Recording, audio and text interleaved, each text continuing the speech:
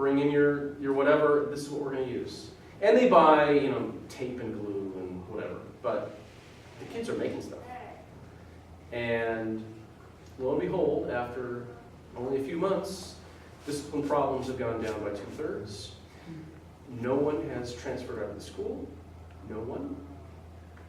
It's just amazing when you allow kids to be creative, right? But he had to create an hour and a half lunch to get through this loophole.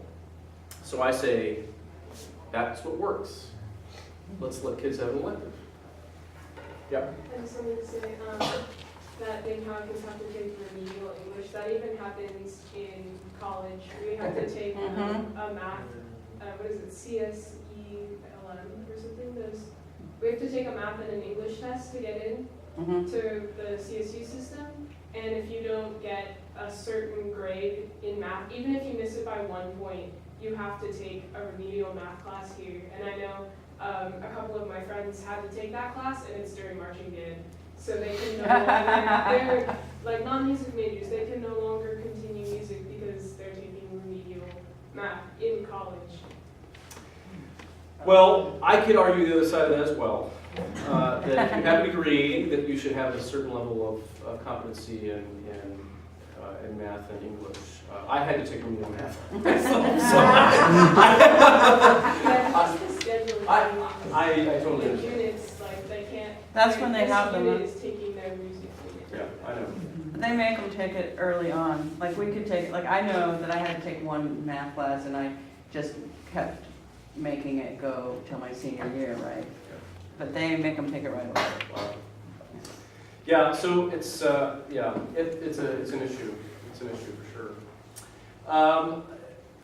We are starting to stray into sort of we're almost out of So time. the class itself ends at 10:20, which is like 3 minutes. Some of the people that snuck out early are people who aren't in the class and need to go to another class. The next round of classes starts at 10:30. So are there any other burning questions on anything else at all? Like, what should I put on my resume or stuff like that? Any? Where are the best new jobs going to come? Yeah. Well, okay, since I have like 2 minutes left. I would encourage you not to just aspire to have that suburban, rich district, marching band, whatever program, right? If we're going to change the world, we need to take it to the kids that need it. I was at a school for 14 years, a band and orchestra that was in transition, and I had more needy students as time went on.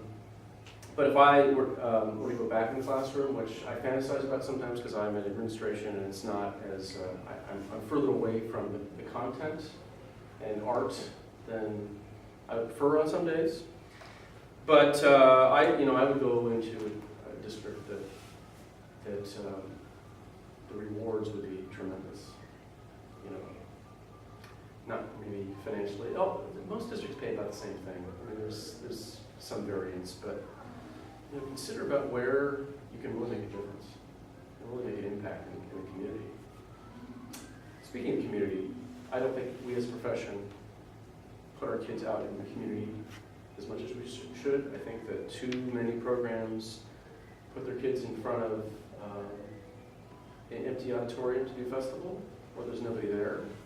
I'm not saying don't do festival, but I'm saying if we aren't in our community, why should the community support us? We go to the school board and ask for money, and I still run people all the time, and they'll say, "Oh, there's music in the schools? I thought that got cut out." Well, clearly we're not out in the community enough, and we could be changing. I have a former student, and I'll end with this. Former student who is on this bandwagon. He's like, I'm going to put my kids out in the community. It's part of the art. We have to be in front of people. Otherwise, we're isolated. We're not really doing the art if we're not in front of an audience. So he just decided that he was going to find a homeless shelter and go and take his band there. And he said it was one of the most rewarding experiences that he's ever had in his career, and the kids can't wait to do it again. So maybe that's where we need to be going with our profession. So thank you for choosing this as your profession. We need you. When you get that job, because I think you will, do a good job.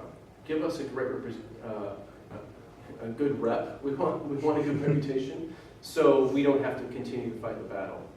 If we become essential people on campus, we won't have the trouble that we've had. But I think we just haven't quite figured things out in the past. I think we're on a better path about how to do it to make sure that we don't ever become the first thing to get cut again. They never cut a good program. That's true. It's somebody who's not doing a good job, the program gets cut as a way to get rid of that person usually. And so, Any other questions? Thank you, Russ. all right.